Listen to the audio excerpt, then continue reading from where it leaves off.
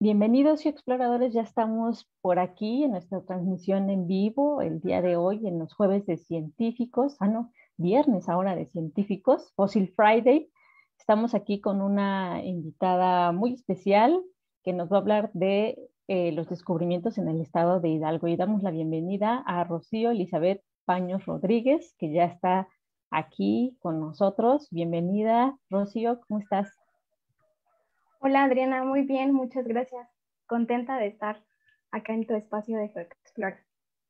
No, gracias a ti por haber venido por acá, por darte el tiempo de platicar con los exploradores y divulgar lo que se está haciendo también en el estado de Hidalgo, que nos parece interesante. Y pues eres la primera mujer en este Paleo Breaking News que estamos innovando acá en GeoExplora para que vean que pues no nada más los chicos están haciendo paleontología, sino que también las chicas estamos aquí trabajando en la paleo y yo estaba pensando hace rato que como qué proporción seremos entre chicos y chicas en la paleo y yo creo que ya estamos casi nichas y nichas.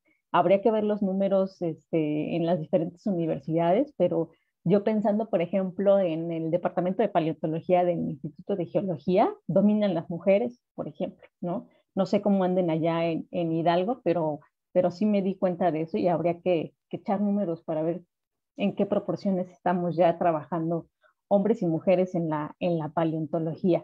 Bueno, voy a permitirme presentar brevemente a nuestra querida invitada. Ella es Rocío Baños Rodríguez, es profesora de la asignatura de la Universidad Autónoma del Estado de Hidalgo desde el 2014 hasta la fecha. Realizó su licenciatura en biología también de la Universidad Autónoma del Estado de Hidalgo. Su tesis llevó como título Evaluación de variables tafonómicas en una asociación de peces marinos del Cretácico de la región de Zimapán, Hidalgo, y posteriormente hizo su maestría en biodiversidad y conservación en la Universidad Autónoma del Estado de Hidalgo con la tesis Taxonomía y Sistemática de los peces ictiodectiformes de la cantera Muji de Zimapán, Hidalgo, México. Como paleontóloga, sus líneas de investigación han sido la taxonomía y la paleoecología de ambientes marinos, así como la taxonomía y sistemática de peces.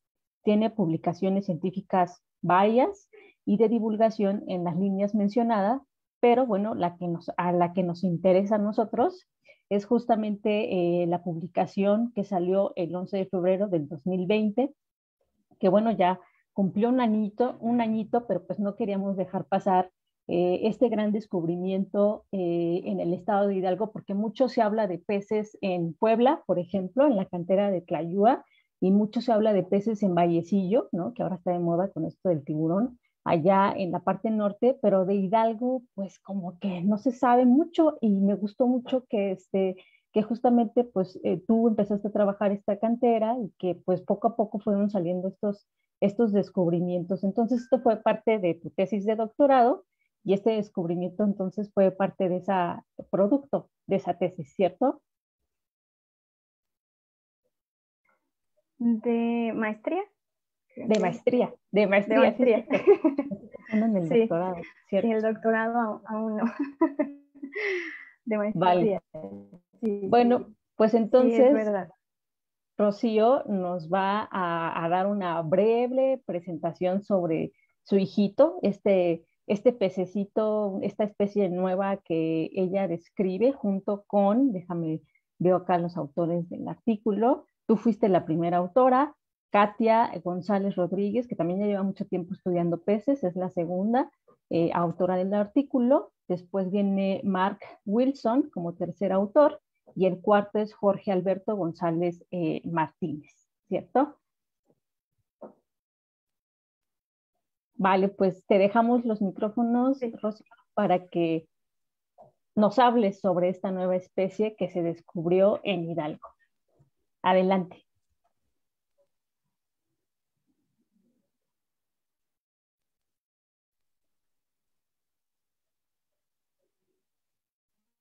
perfecto.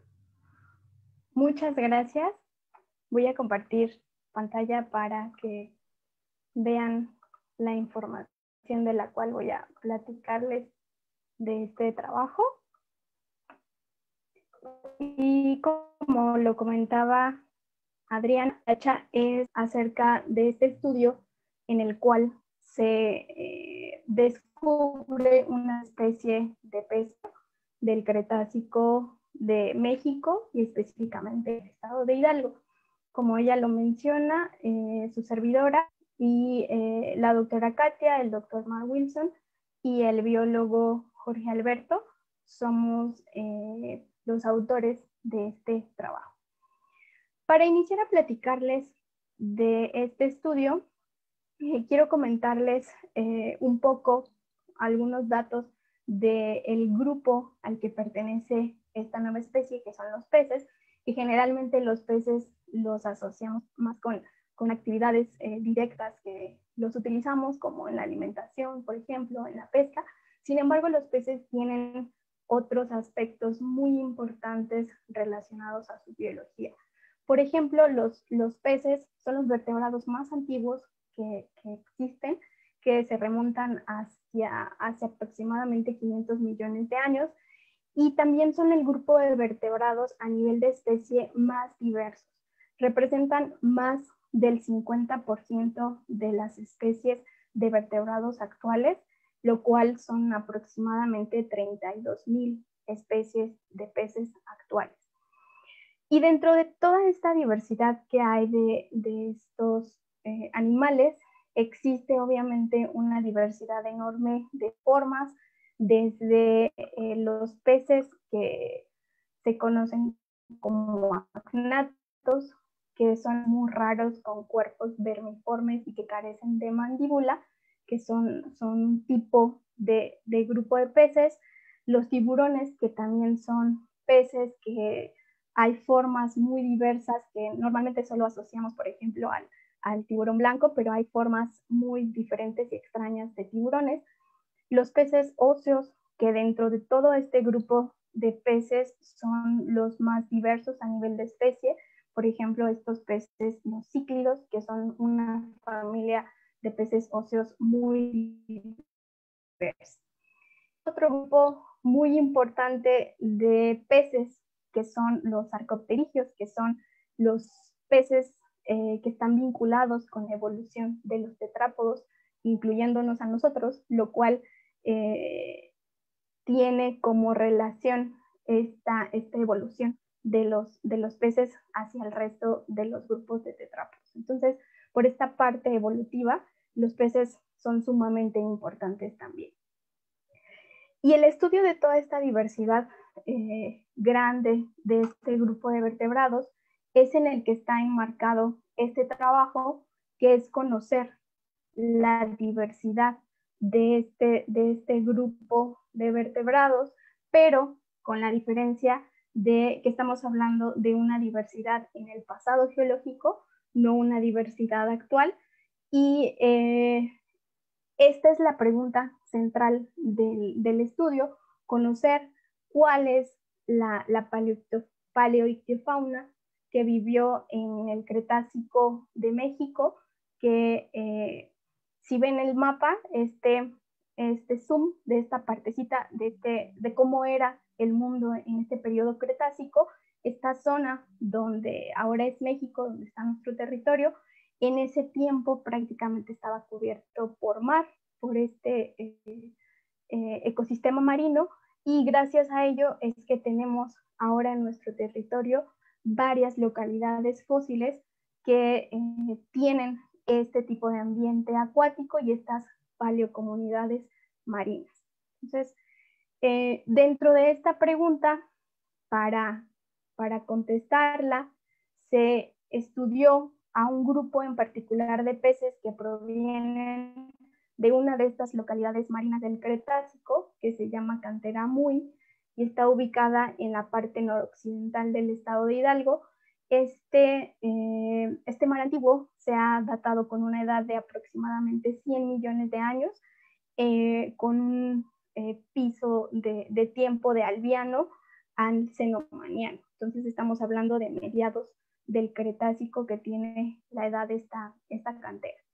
Además de peces, se han encontrado otros grupos de organismos que refuerzan más la hipótesis de esta paleocomunidad marina, como son especies, los que están a la izquierda, de equinodermos, que son crinoideos, que en este caso este grupo eran crinoideos de vida libre, que en la cantera hay muchísimos individuos, hay lajas que están repletas de estos organismos.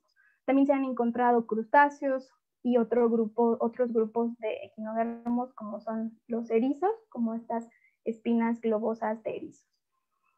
Con base en estas especies, en esta asociación faunística, en la litología y en la tafonomía que se ha estudiado en la localidad, se tiene la interpretación más específica de que esta asociación fósil vivía y se formó en una plataforma continental relativamente alejada de la costa, y que sus condiciones promedio eran un mar relativamente cálido, más de 18 grados centígrados, y que en ciertos momentos tenía una influencia de pulsaciones de agua de zonas más profundas que dejaron huella en ciertos tipos de rocas en la cantera. Entonces, para que ubiquen en qué perfil de este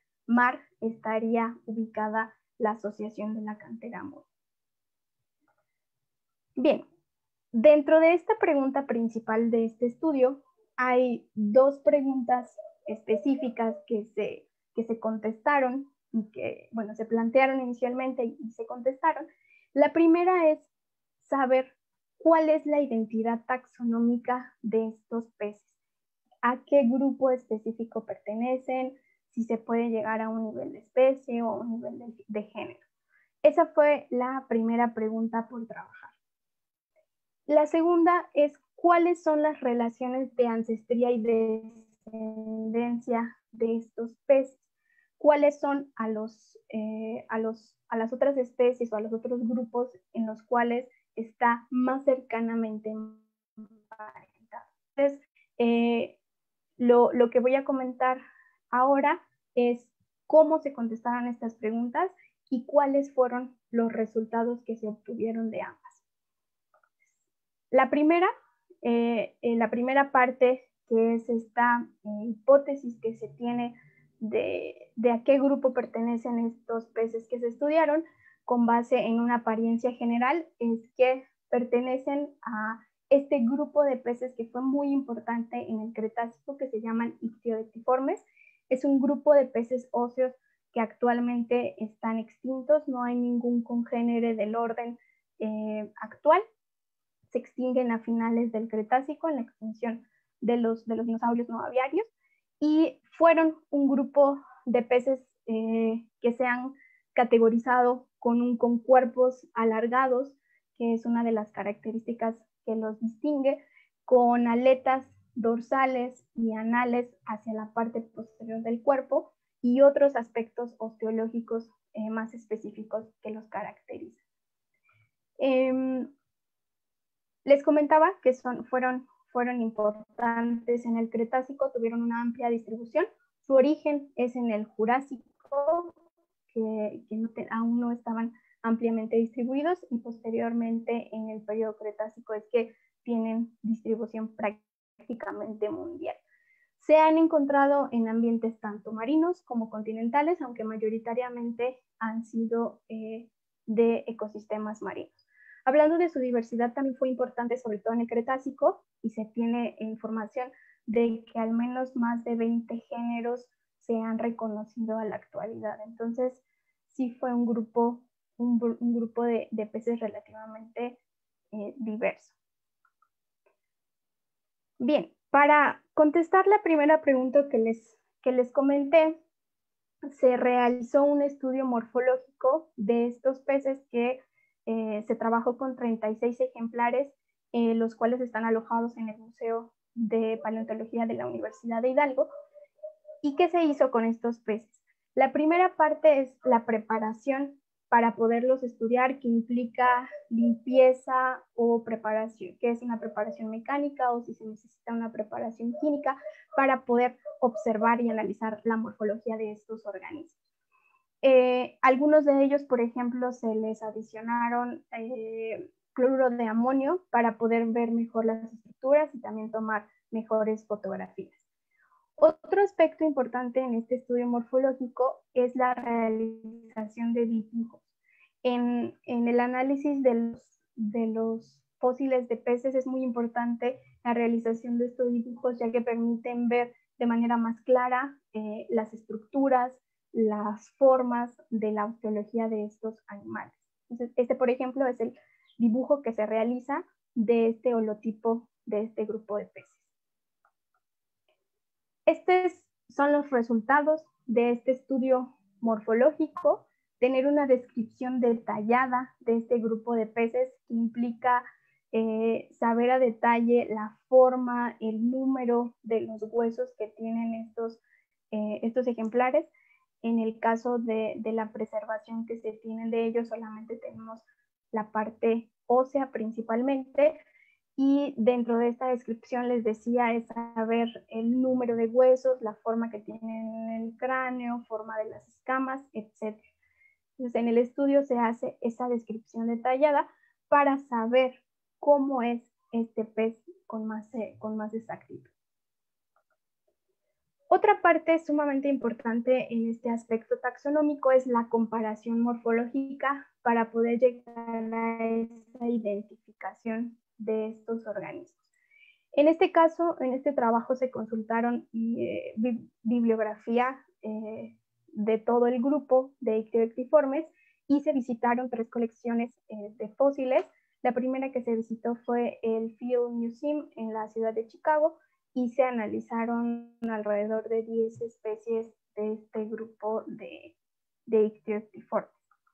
La segunda que se visitó fue la colección nacional paleontológica en la UNAM y ahí se pudo observar a esta especie de ictioectiforme que es de la cantera de la Yua y se vieron varios ejemplares de esta especie.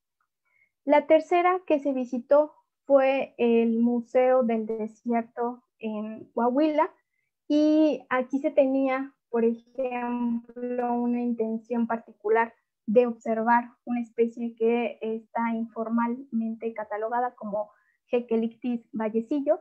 Se tenía esa intención de observar muy a la especie que nosotros tenemos. Desafortunadamente se había dado la información que estaba en la especie, pero al momento la especie no apareció y no se pudo consultar.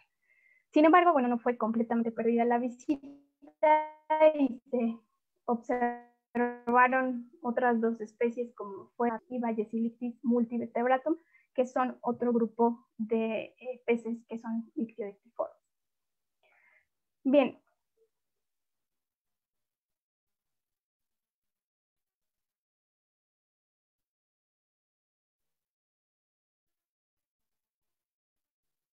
Después de esta parte de comparación y de esta descripción, es que efectivamente estos peces de la cantera muy pertenecen a este orden de ictioectiformes debido a la forma del cuerpo y a la osteología que se estudió de manera detallada, sobre todo en los huesos del cráneo. La segunda parte, de lo general a lo particular, es ahora a qué grupo de esta diversidad de ictioectiformes pertenece estos ejemplares mexicanos. Y gracias a esa comparación bibliográfica y de las colecciones, se pudo asociar que estos peces de Hidalgo son muy similares osteológicamente a un género que ya estaba descrito con anterioridad que se llama Hekelictis y que tiene 2 especies formalmente descritas y una tercera especie que no está formalmente descrita, que solamente está en una tesis doctoral, pero que tiene una descripción que está asociada a este género. Entonces, gracias a esta morfología, si ven solamente de manera somera estas dos ilustraciones, hay una similitud morfológica en la forma del cuerpo, sobre todo en el cráneo, forma del cráneo, de nuestra especie de hidalgo con las especies asociadas a este género. Estas especies tienen una ubicación geográfica diferente que obviamente la de nuestra especie. Las dos especies de Vexillifer y Microdon están en la parte este del Tetis, que estaría a un mismo nivel latitudinal que el que está en esta parte oeste del Tetis. Y la otra especie está también de esta parte oeste, pero más hacia el norte, que es en la localidad de Vallecillos, en Nuevo León. La siguiente parte, que era, ya están estas especies, con base en la diagnosis del género, podemos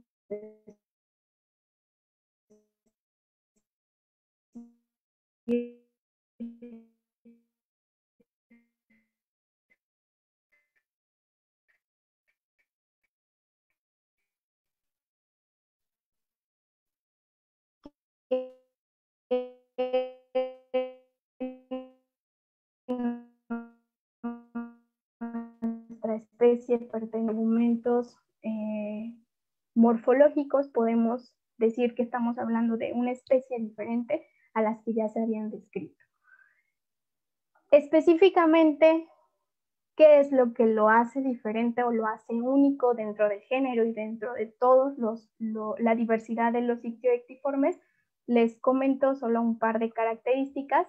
Por ejemplo, es la altura del cráneo, que en las otras especies representa más del 70% de la longitud estándar de estos organismos, y en nuestro pez la altura de la cabeza es más pequeña, es menor al 70%.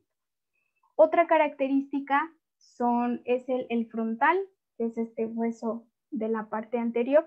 En las otras especies tiene una forma más cóncava, y en Heckelithis, en esta otra especie Preopercularis, tiene un perfil más recto. Es una forma diferente en este hueso. La cresta supraoccipital, que es un hueso que está en la parte posterior del cráneo, en las otras especies es alta, es una cresta supraoccipital que se ve, y en esta especie es baja, no es muy prominente este hueso. Y esta otra característica, que de ahí viene el nombre de Preopercularis, es la forma de este hueso, que forma parte de la serie preopercular de estos peces, que tiene una forma muy particular, que está principalmente en esta parte del hueso que se le conoce como brazo ventral, y la parte posterior, que termina como en una punta y es alargada, es diferente en comparación con los preopérculos de las otras especies. Estos son los preopérculos de Vexillifer y de Vallecillo, y morfológicamente sí son similares, pero con exactitud no lo son. Si ven los brazos ventrales y el brazo dorsal de estos huesos, podemos observar que hay diferencias. Entonces, este hueso, esta forma en particular, que además es muy alargado, llega hasta la parte posterior del opérculo, que es el hueso que está contiguo al preopérculo, solamente se observa en Heckelithis preopercularis, lo cual es una característica asociada a las otras que ya les comenté, que nos permite decir que es una nueva especie de este género. Ahora, recuerdan que al inicio les decía de las dos preguntas. Con esa parte termino con la primera y les platico de la segunda, cómo es que se contestó y cuáles fueron los resultados, que es conocer cuáles son las relaciones de ancestría y descendencia de este grupo de peces de Hidalgo.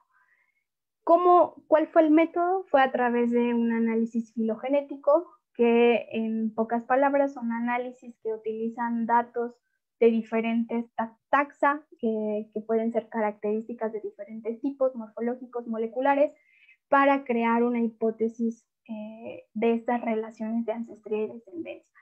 En nuestro estudio utilizamos este software que que hay otros que tienen esta finalidad, que se llama PAUP, y el número de datos que se utilizaron fueron 72 caracteres que se codificaron para estos taxa y 27 de estos organismos, que la mayoría son ictioectiformes y algunos de ellos son peces óseos que no son ictioectiformes.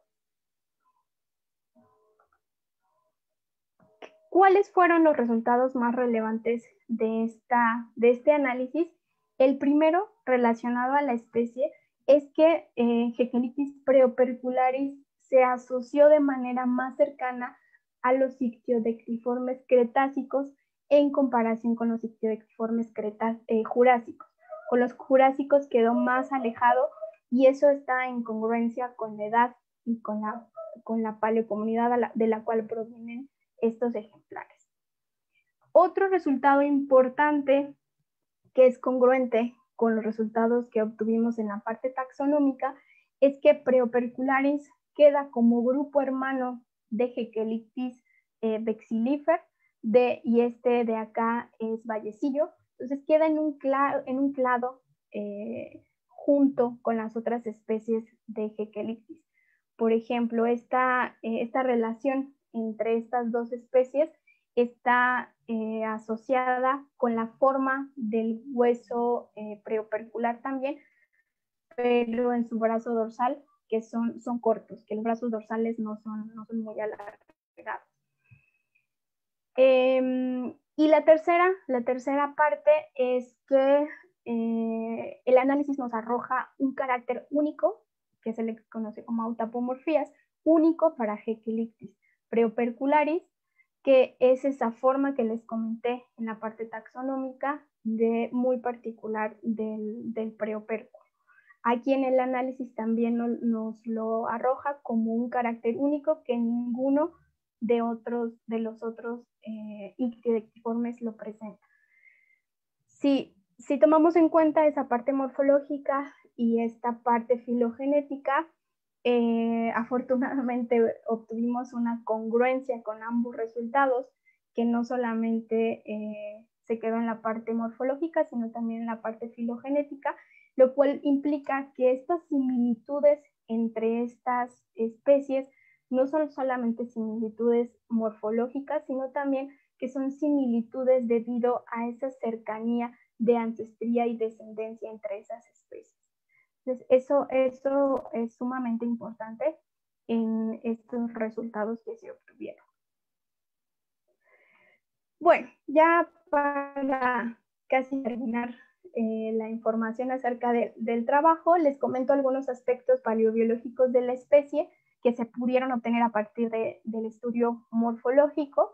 El primero es que esta especie se puede considerar como un organismo autóctono de esta comunidad, porque la mayoría de los organismos de los individuos están completos, están articulados, se encuentran en un espacio relativamente pequeño, y eso implica que esos organismos vivían en esa zona, que no estaban o que no fueron solamente una acumulación de fósiles. Entonces, que es una especie autóctona. Creo que yo puse ahí alóctona, pero no, es autóctona.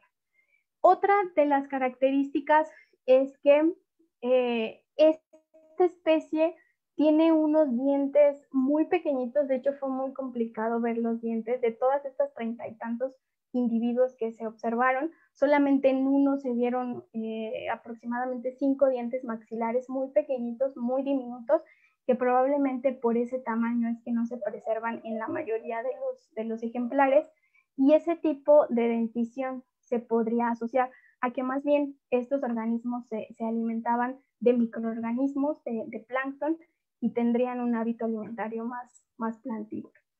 Además, por tener una forma de la boca hacia la parte superior, como una especie de boca prognata, se ha asociado esta forma, esta ubicación de la boca con organismos que se alimentan más hacia zonas superficiales de la columna de agua. Y por último, que son organismos que son relativamente buenos nadadores, asociado a la forma de su aleta caudal, que tienen los lóbulos bien diferenciados y que hay unos huesos que se llaman uroneurales, que están reforzando esta zona del esqueleto caudal y que se asocia con organismos que son buenos nadadores en la colina. Bien, ¿cuál es la parte concluyente de este trabajo entonces? Con la primera pregunta, que ¿cuál es la identidad taxonómica? Es que esta especie pertenece a este orden de Ictioectiformes, que es una nueva especie del género Hegelictis, que se denominó preopercularis. La segunda es que es una especie asociada a los Ictioectiformes cretásicos y que gracias a este análisis filogenético es que se puede comprobar que hay una relación cercana de ancestría y descendencia con las otras especies del género. Estos son los resultados que tendríamos a partir de este estudio, estos descubrimientos. Sin embargo, es importante también ponerlos en unas implicaciones, una implicación más global que tienen de relación estos descubrimientos. La primera es que, con base en la edad que tiene la cantera que se ha datado hasta ahora, estaríamos hablando de que esta especie de este género sería la más antigua del mundo. Si recuerdan lo que les dije en unas diapositivas anteriores, las otras especies que se ubican en estas zonas del mundo, en la parte este del Tetis y esta Vallecillo, que también está en la zona oeste, son un poco más jóvenes, son del cenomaniano y del turoniano, y en la cantera muy estamos hablando más hacia el albiano, y eso implica que al ser la más antigua, estaríamos considerando que el origen del género de este grupo sería más hacia México, y que después esta especie tuvo movimientos a estas otras localidades y procesos de especiación que dan a estas diferencias. Entonces, estos tipos de estudios taxonómicos filogenéticos tienen una importancia importante para estos estudios de diversidad, de biogeografía, de ecología de estos diferentes grupos de peces. Y finalmente, todo lo que les he comentado en diapositivas previas, no lo he realizado solamente yo, ha sido en conjunto con los coautores y con mis asesores de tesis que comentábamos al principio, además con las personas que permiten la revisión de fósiles y estancias de investigación. La familia Yáñez, que son las personas que se encargan de la recolección y del resguardo de los fósiles en esa cantera que se explota, y por supuesto las instituciones que dan el financiamiento, que es importante para estos estudios, la infraestructura y las revistas que permiten que estos descubrimientos se puedan llevar hacia un contexto científico. Entonces, esto sería todo. No sé si tengan alguna pregunta, comentario al respecto. Bravo, buenísimo. Muchísimas gracias por habernos hecho esta presentación tan bonita. Y pues la verdad es que, como les decía yo cuando vino Clayton, ¿no? Los que se dedican a peces, mis respetos, porque son una cantidad de huesos increíbles que tienen que conocer de anatomía un montón, de hacer dibujos, de conocer, de ver las diferencias. O sea, tú nos estabas hablando de ahí del preopérculo, ¿no? Y pues estás dibujando ahí tu preopérculo de cada una de las especies. Pues la neta es que sí se necesita mucha paciencia, mucho amor al grupo, obviamente, pero sí, mucha dedicación y mucho estudio. De hecho, por aquí que andan los niñitos en el chat diciendo que les gustan los fósiles, para que vean que pues se tiene que estudiar mucho y se tiene que estudiar mucha anatomía del grupo para conocer y para llegar a la conclusión de que esta es una nueva especie, ¿no? Y yo te quería preguntar sobre la cantera. El material se ve hermoso, sinceramente, ¿no? pero ¿qué grado de preservación tiene? Es decir, comparándolo con Puebla, la cantera de Tlayúa, que ahí hasta tenemos preservación de partes blandas o de contenido estomacal en algunos peces, ¿no? Que está increíble. O Vallecillo, que también los peces que sacan por allá tienen una preservación muy, muy buena. Aquí, ¿cómo lo verías tú? ¿Es buena, excelente o regular? Sí, sí, aquí con base en el estudio taxonómico y con el análisis que se ha hecho por muchos años, principalmente por la doctora Katia de la Universidad de Hidalgo, la preservación no es tan excelente como en la Yua, por ejemplo, con esa comparación. No se han analizado contenidos estomacales o tejido suave. Mayoritariamente lo que se tiene son las partes óseas, escamas. Por ejemplo, en este grupo de peces que yo trabajé, en la mayoría se veían las escamas del interior de estos organismos. Entonces, tiene una buena preservación hablando de la completitud de los organismos, de la cantidad de organismos que se han encontrado, más de 2.000 individuos diferentes de todos los grupos. Sin embargo, no tiene una preservación tan excelente como en otras localidades fósiles, pero la preservación es buena hablando de la completitud, la articulación de los organismos. Entonces, de hecho, la cantera sí está catalogada como un Lagerstätten de concentración por la gran cantidad de fósiles que se presentan en la localidad. Entonces, sí es una localidad muy importante para esa edad y para ese tipo de ambiente. Bueno, porque además es diferente, como nos decías, de la edad es ligeramente más viejita que las de Puebla y las de Nuevo León, ¿no? Entonces es como otra piececita del rompecabezas para contar toda la historia del Mesozoico y eso es bastante interesante. La otra cosa que te quería decir es tenía yo la duda de los ejemplares que has sacado, ¿cuál es como la talla promedio de los peces? ¿Son muy grandes? ¿Son medianos? No, son pequeños. De hecho, de todo el grupo, hablando del orden, son las tallas más pequeñas porque las grandes especies del orden como Hyphactinus, que era un gran depredador del Cretácico, que llegaban a ejemplares de más de 4 metros de longitud.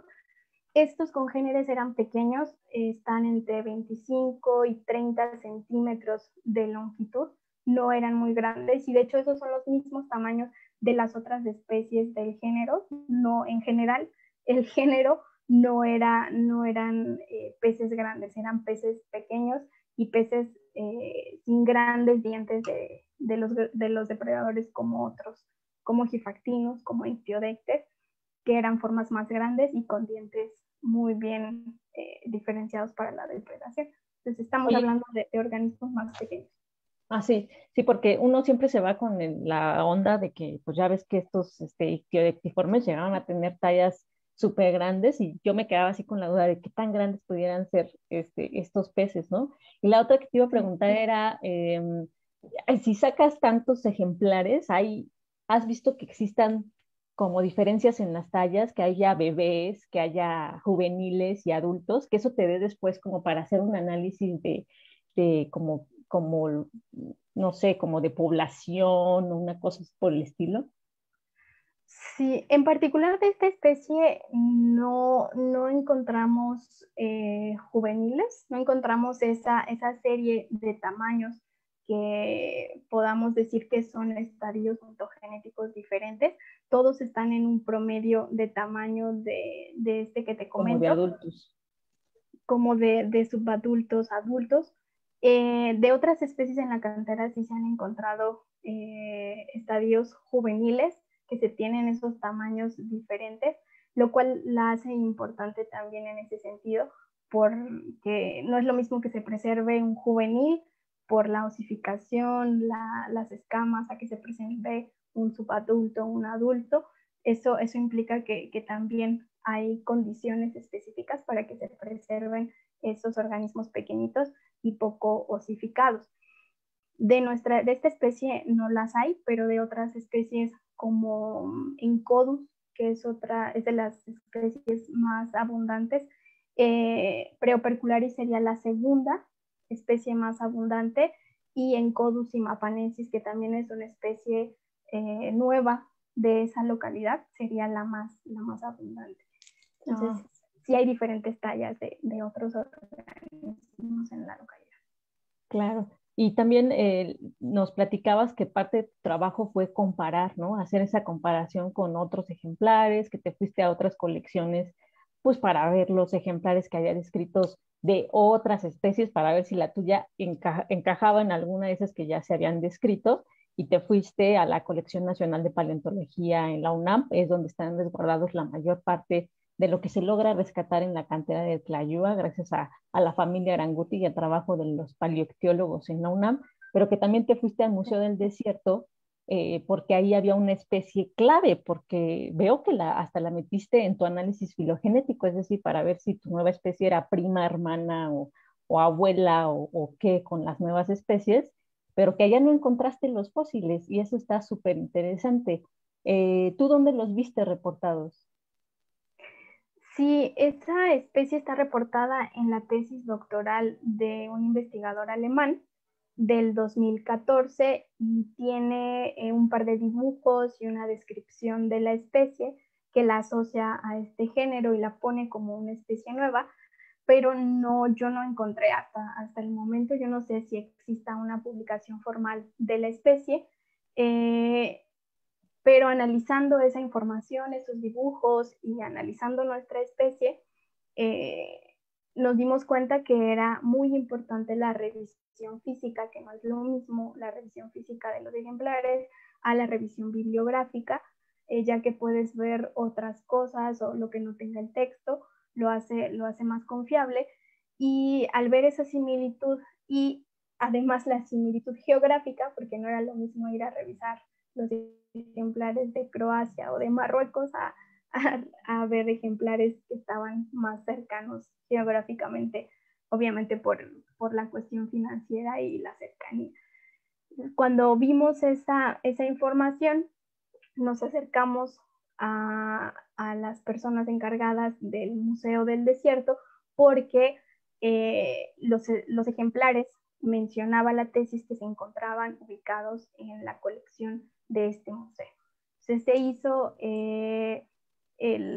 las preguntas para poder revisar la colección y fue una situación realmente frustrante por está cerca, pero bueno, no está tan cerca, y se hace la visita porque nos dan la información de que se podía revisar la especie y que se encontraba en la colección. Y una vez estando allá, fue muy extraño porque el encargado no se encontraba en ese momento, pero bueno, ya dio la indicación de que yo pudiera revisar el material, etcétera.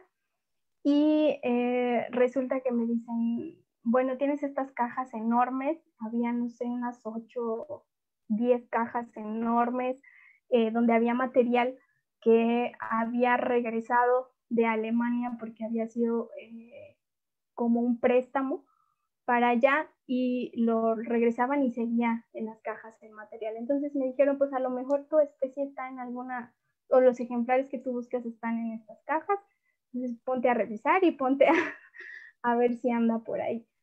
Sin mentirte, nos tomamos 2 o 3 días con la colaboración del personal de laboratorio del museo para sacar material, revisar.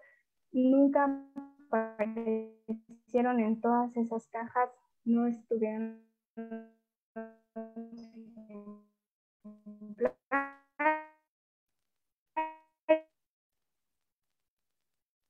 Ay, se está trabando un poquito, Rocío.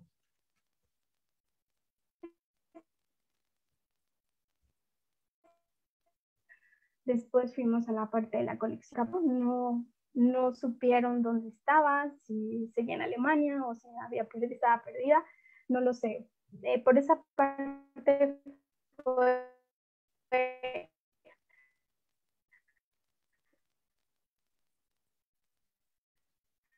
fue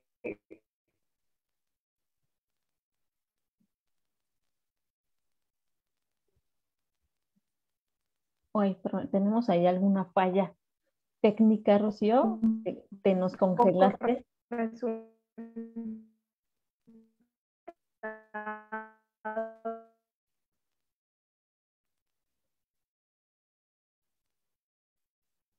Bueno, en lo que regresa Rocío, porque se ha quedado congelada, nos estaba platicando. ¿Hasta dónde me escuchaste? ¿Me escuchaste? Ah, ya te escuchas. Tu imagen está congelada, pero te escuchamos. Ah, ya se nos fue. Bueno, les cuento. Rocío, como parte de su tesis de maestría, se fue a revisar la colección del Museo del Desierto porque vio que su especie se parecía mucho a una de las especies que está ahí alojada.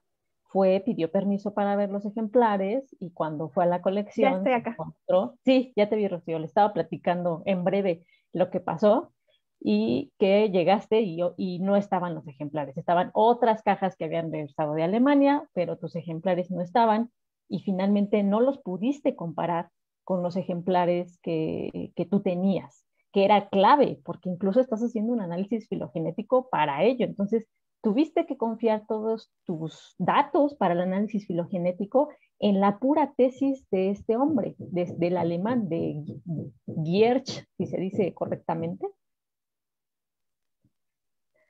Sí, sí fue, bueno, hay un trabajo de Gavin et al que ya tenía parte de estos datos que yo tomé y los reforcé con esta tesis, pero sí se tuvo que quedar solamente en revisión bibliográfica esta información y no física de los ejemplares debido a que no se sabe el paradero de esa especie, si sigue en Alemania o si regresó acá y no saben dónde anda, ¿no? Entonces sí la protección al material fósil es sumamente importante en estos ejemplos porque los trabajos científicos se ven completamente afectados debido a la falta de protección de estos ejemplares.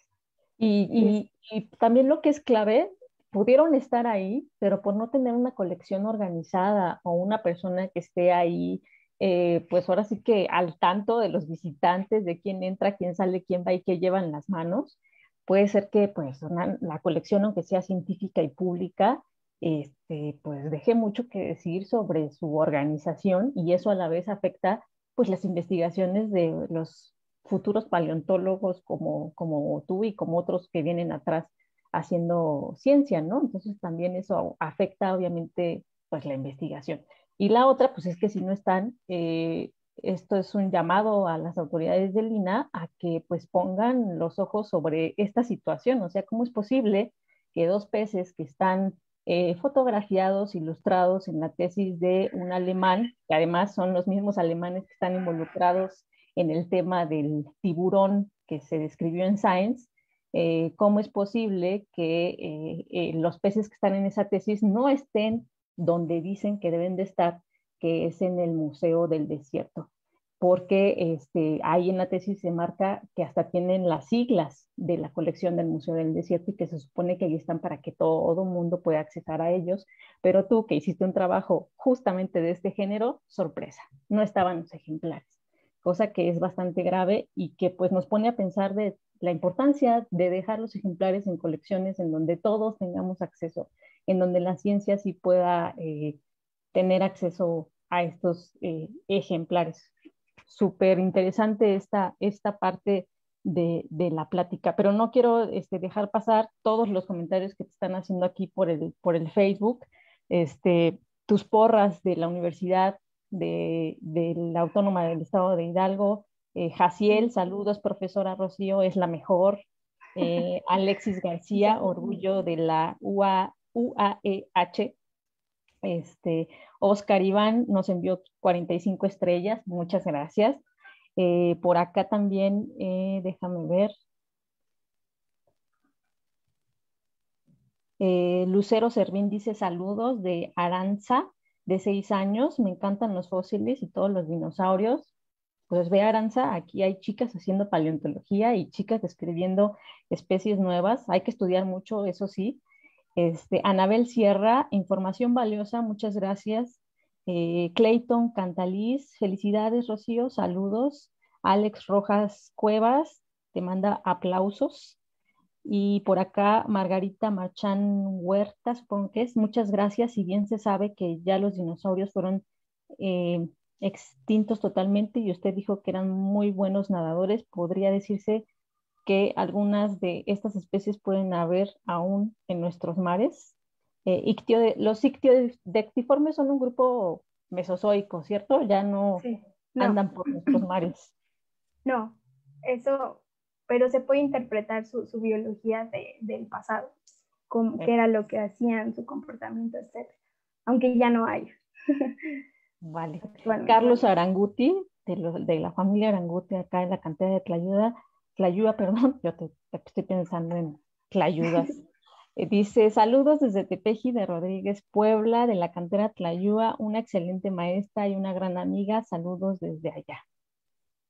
Y pues muchos que te mandan saludar. Jorge Alberto González, excelente profesora, un gran ejemplo. Todos tus alumnos, toda tu porra, Jackie Ahí y andan todos Anaya, mis felicidades, alumnos. profa, es todo un orgullo. Fernando PC, felicidades, Chio. Toda tu porra anda por acá, qué Ah, padre, la porra de Hidalgo. la porra de Hidalgo. Y bueno, pues esas son, no veo que haya una pregunta así en particular, déjame ver, porque luego no me salen todas, pero básicamente son muchas felicitaciones por tu nueva especie. Y no sé si alguien si tienen una pregunta en particular. Ay, creo que no.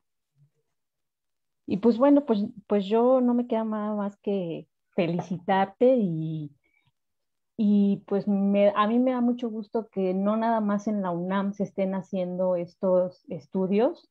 Me encanta que hay otras universidades a las que podemos voltear para ver que están haciendo proyectos súper interesantes. Esta cantera yo no la conocía y cuando empecé a ver publicaciones al respecto dije, wow, está súper bonita y qué bueno que la estén estudiando.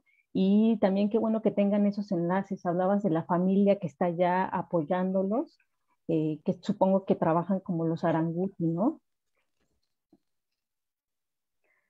Sí, sí es un ejemplo similar. No quizás no se han involucrado tanto como la familia Aranguti, pero sí, gracias a ellos es que se pueden estudiar los fósiles, porque de lo contrario se perderían todos para un fin de construcción. Y estas personas, la doctora Katia ha hecho una labor impresionante en convencerlos de la importancia que tienen estos descubrimientos y en que puedan preservarlos. Entonces, sin esa parte no podríamos hacer todo lo demás definitivamente. Hay una pregunta de Alan Olvera Mendoza. ¿Se puede deducir la paleoecología con base a la paleobiología mencionada? ¿A la paleobiología mencionada? Sí, los aspectos morfológicos, por ejemplo, eso que les comentaba de la boca, la forma de los dientes, tú lo estás relacionando con una interacción de la presa que pueden tener estos organismos. Entonces ahí está involucrada una interacción ecológica, por ejemplo. Otra es la preservación de los organismos. Si están muy bien preservados, que era lo que comentábamos, se pueden relacionar con condiciones del ambiente como baja oxigenación, como un ambiente de baja energía, por ejemplo, o un ambiente hipersalino, hablando de un ambiente marino, que esas condiciones tú tienes como resultado una buena preservación, pero fueron gracias a que en el pasado esos ambientes tuvieron esas condiciones. Ahí estás hablando de condiciones ambientales relacionadas a los fósiles. Entonces, claro que a partir del estudio del fósil, tú puedes tener información ecológica de los ecosistemas. Perfecto. Por acá anda André Gomero. Saludos, profesora Rocío. Saludos desde Perú, Lima. Unos aplausos desde mi casa. Me llamo André, de 7 años. Qué Oh, lindo. También saludos aquí desde mi casa y aplausos. Muchas gracias. Y Margarita Marchán Huerta, Luis Mariano es un niño de 15 años que lo sigue, él es autista funcional, muchas gracias, ¿no? Pues gracias a ustedes por vernos y por estar interesados aquí en, pues es que ahora sí que esta es la ñoñez absoluta de nosotros los paleontólogos, ver qué especies nuevas hay y qué cosas nuevas hay. Por cierto, ya tenemos cita con Ángel, que es el primer autor del artículo del nuevo dinosaurio que salió y próximamente también va a andar por acá. Jair Peña, que es nuestro amigo de Veracruz, que estudia también fósiles, nos dice, ¿por qué no hay registro de peces fósiles para Veracruz cuando estamos tan cerca de San Juan Raya y Tlayúa? Muy interesante plática por Rocío y felicidades Adriana por apoyarla en difundir este hallazgo. Eso es un tema interesante en Veracruz. Yo creo que sí debe haber algún yacimiento o localidad con peces, ¿no? Mm, sí, yo probablemente no se han encontrado. Ahorita que recuerden, no, bueno, no recuerdo ninguna localidad específicamente en Veracruz, pero son infinidad de factores por los cuales no has encontrado fósiles desde el terreno de donde está ahora, cómo está la vegetación, la orografía, etcétera, para poder encontrar una localidad con fósiles, pero seguro de que había en esa zona del que seguro lo sabía, ¿no? Sí, Pero porque ya pues es diferente a encontrarlo. nos estaban hablando la plática pasada de que pues el otro pececito fósil que descubrieron era de Chiapas, ¿no? Y también era mesozoico. Sí. Entonces, pues seguro ahí en Veracruz sí hay, nada más falta encontrarlos. O a lo mejor ya hasta Sí. están reportados, ¿no? Desde hace mucho tiempo. Y bueno, Jaciel, aquí es tu más fiel admirador. La quiero mucho, profesora Rocío. Y también Andrea aquí anda diciendo que tiene casi ya 8 años y pues nos sigue viendo por aquí en Facebook. Pues muchísimas gracias, exploradores, gracias por conectarse. Nuestra próxima plática de Paleo Breaking News, vamos a tener a otra paleontóloga que nos va a hablar de la leguminosa más antigua del mundo que se encontró en México, también en la parte norte de México, va a venirnos a platicarnos. Ella viene el 19 de mayo, que es miércoles a las 18 horas, la tenemos por acá. Y bueno, pues no me queda más que agradecerte, Rocío, que hayas tenido la disponibilidad de hacernos una presentación y venirnos a platicar aquí a GeoExplora de qué tratan estos nuevos descubrimientos. Porque como ya les decía, es una pena que muchos se queden en nada más artículos científicos y pues nada más seamos los ñoños paleontólogos los que nos metamos a leer y pues que la gente no sepa, ¿no? Que en el estado donde vive hay una cantera preciosa de donde salen maravillas paleontológicas. Entonces, bueno, pues amigos de Hidalgo, tienen también sus joyas paleontológicas, no nada más Puebla, no nada más Nuevo León, Hidalgo también está en el mapa de estas joyas paleontológicas y pues tenemos que voltear a ver a diferentes partes de la República y pues lo más importante, las nuevas generaciones de paleontólogos, tú Rocío, tan chava, que ya esto ya es tu primer descubrimiento en la maestría, no quiero ver qué vas a hacer en el doctorado, pero aquí tienes tu casa en GeoExplora para que vengas a platicarnos qué más vas a hacer en el futuro y pues que los demás sepamos lo que tenemos aquí en nuestro país. Muchas gracias, Adriana. Como te comentaba al principio, muchas felicidades también por el proyecto de GeoExplora.